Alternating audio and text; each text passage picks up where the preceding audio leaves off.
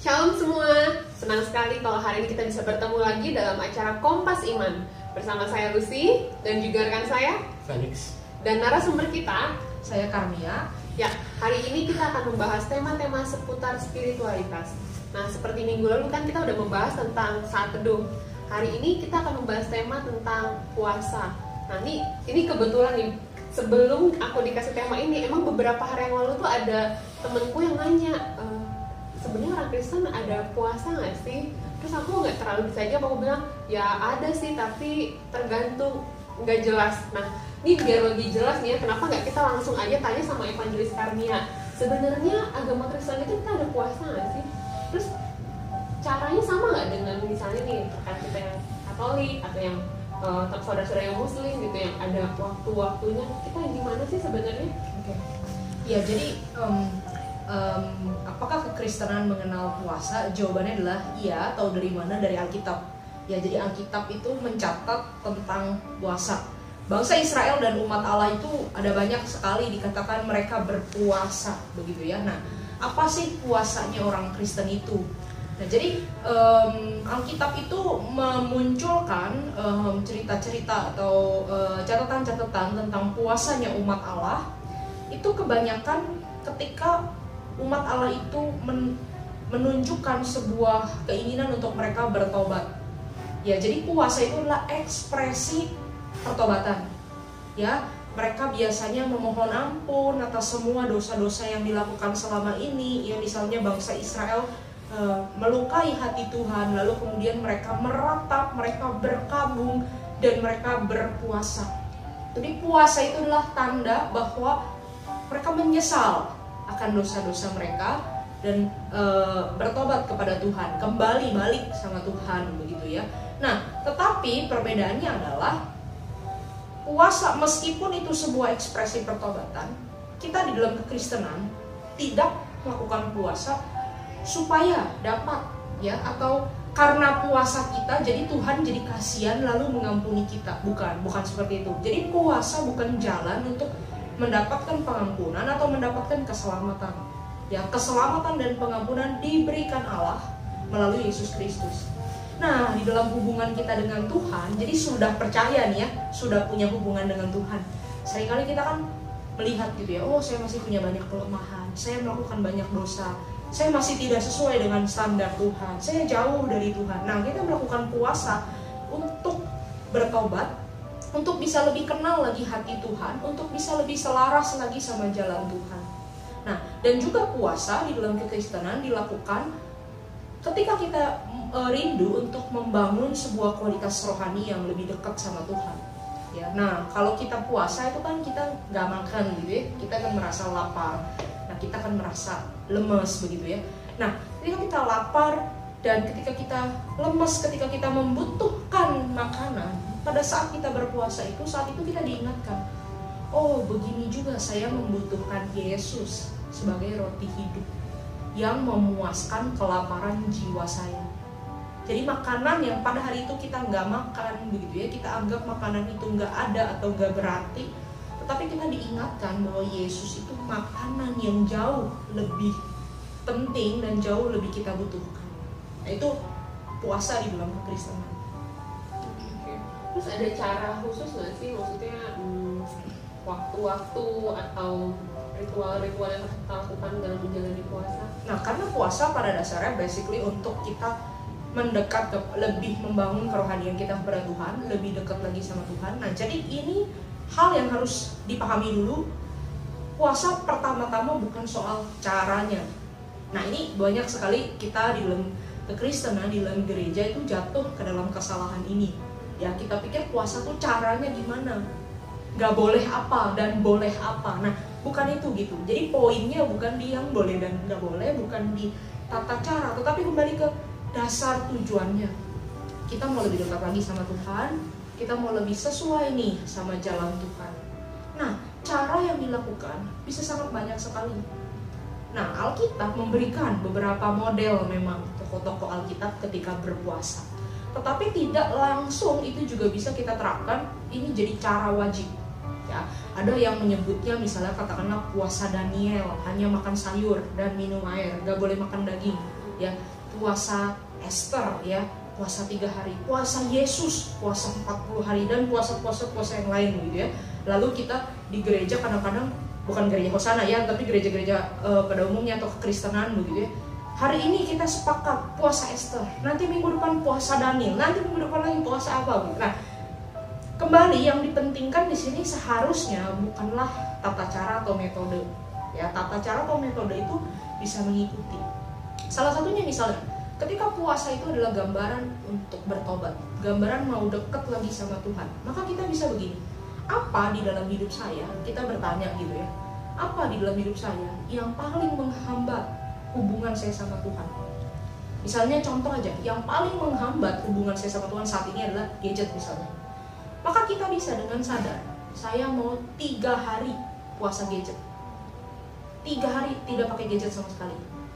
Nah, itu bentuk sadar yang kita lakukan untuk kita bisa lebih dekat kepada Tuhan. Nah, ketika kita mau men-challenge diri kita misalnya ya, saya mau puasa makan ya, saya mau puasa yang lebih harfiah gitu ya, puasa makan gitu ya. Nah, kita kan di sana akan merasakan misalnya lapar gitu ya, lemes, dan kita menahan dari godaan. Padahal setiap hari misalnya banyak sekali makanan yang kita pengen, minuman yang kita pengen gitu ya. Nah, di sana kita belajar bahwa yang utama yang saya butuhkan adalah sebenarnya Tuhan. Dan kita juga belajar ketika kita misalnya jauh dari semua kenikmatan fisik itu ya, makanan, minuman, dan hal-hal enak itu, kita bisa belajar, oh bagaimana saya dengan sengaja misalnya hidup sederhana untuk Tuhan, hidup menderita untuk Tuhan. Nah, itu adalah latihan-latihan rohani sebenarnya, supaya kita lebih dibentuk rohani kita. Nah, jadi kalau saya boleh menyimpulkan begitu ya, cara yang paling tepat, tidak ada satu cara yang berlaku untuk semua orang. Tapi kembali ke tujuan kita berpuasa, kita mau lebih dekat sama Tuhan. Nah, sekarang apa yang paling menghalangi kita dekat sama Tuhan? Nah, itu yang kita bisa latih di dalam hal itu. Jelas banget ya. Jadi aku nih sekarang aku akan bisa cerita nih sama temenku yang kemarin nanya.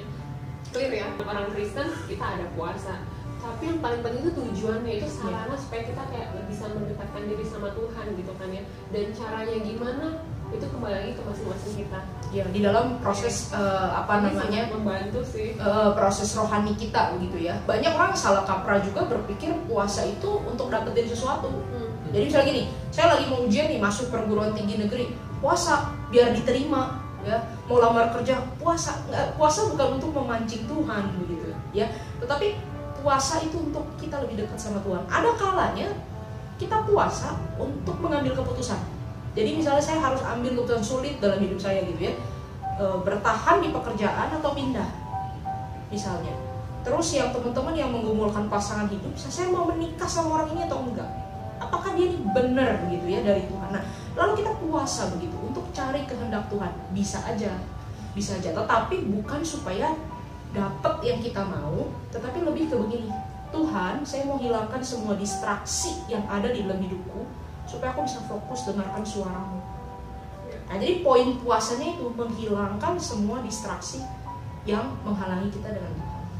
Jadi buat kita bisa bergantung penuh sama Tuhan, mengandalkan Dia di dalam segala kelemahan kita melalui puasa itu. Iya, betul. Ya. Oke. Keren. Jadi sebenarnya penting juga puasa itu ya buat orang Kristen. Tapi sebenarnya penting sekali atau enggaknya relatif itu, dan kalau memang tadi udah ceritain bahwa kita bisa semakin dekat dengan Tuhan gitu ya, kenapa gereja kita nggak memberikan jadwal rutin berpuasa atau mengharuskan momen-momen tertentu harus berpuasa gitu? Ya, baik. Menarik. Ya, ini pertanyaan kalau baik ya. Harus. Nah, poin basicnya adalah karena kekristenan kita tidak berpuasa untuk dapat sesuatu. Maksudnya gini, kita tidak berpuasa untuk, katakanlah misalnya ya, menghapus dosa kita di masa lalu. Jadi puasa tuh kayak laundry hidup begitu, bukan. Kita juga bukan puasa untuk menambah perkenanan Tuhan.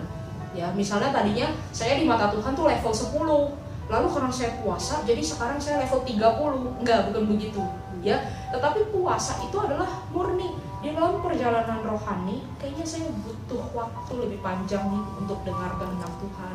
Kayak saya butuh waktu untuk bergumul. Nah tadi saya suka sekali waktu Bu Lucy bilang kelemahan, gitu ya, betul, puasa itu kan mengingatkan saya akan kelemahan saya, dan saya jadi lebih bergantung sama Tuhan. Nah poinnya adalah kenapa tidak bisa dijadwal, karena poin orang-orang merasakan itu beda-beda, ya kan? Kapan misalnya Pak Felix harus cari kehendak Tuhan mengambil keputusan penting, kapan Bu Lucy misalnya harus bertobat sama Tuhan dan mengambil waktu lebih panjang untuk puasa, kan beda-beda, begitu ya. Jadi kita nggak melakukannya secara ini ya jadwal puasa, di sini kamu harus bertobat, di sini kamu harus cari kehendak Tuhan, enggak. Tapi seiring perjalanan rohani kita, gitu, kita sendiri yang mengalami bersama Tuhan. Oh kayaknya saya udah mulai jauh, ya saya mau berpuasa nih, supaya apa? Dengan sadar saya bisa lebih dekat lagi sama Tuhan. Nah waktu proses Tuhan di dalam hidup kita berbeda-beda, yaitu satu hal. Tetapi apakah gereja punya momen-momen khusus yang apa ya, menolong, memfasilitasi, mensaranai kita berpuasa? Jelas ada. Misalnya contoh, sekarang ini kita sedang dalam momen Prapaskah, ya, dari 21 Februari sampai nanti hari Paskah tanggal 4 April, itu adalah momen Prapaskah. Nah, orang-orang Kristen biasa mengambil masa Prapaskah ini untuk menjadi momen berpuasa. Untuk apa? Merenungkan sengsara Tuhan, menyadari betapa lemahnya kita, betapa berdosanya kita.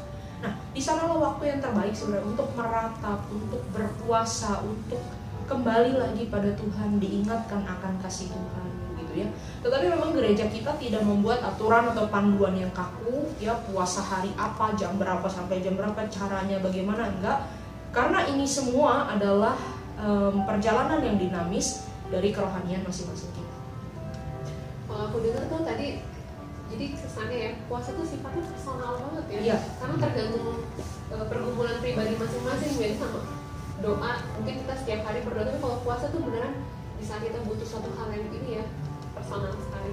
Nah, ada juga mungkin aspek komunal di dalam berpuasa, kita bisa melakukannya. Misalnya begini, ketika kita bersama-sama gitu ya sebagai gereja, katakanlah pimpinan gereja, kita lagi berpikir ini kayaknya Tuhan mau mengarahkan kita ke satu tahap yang baru, bener gak?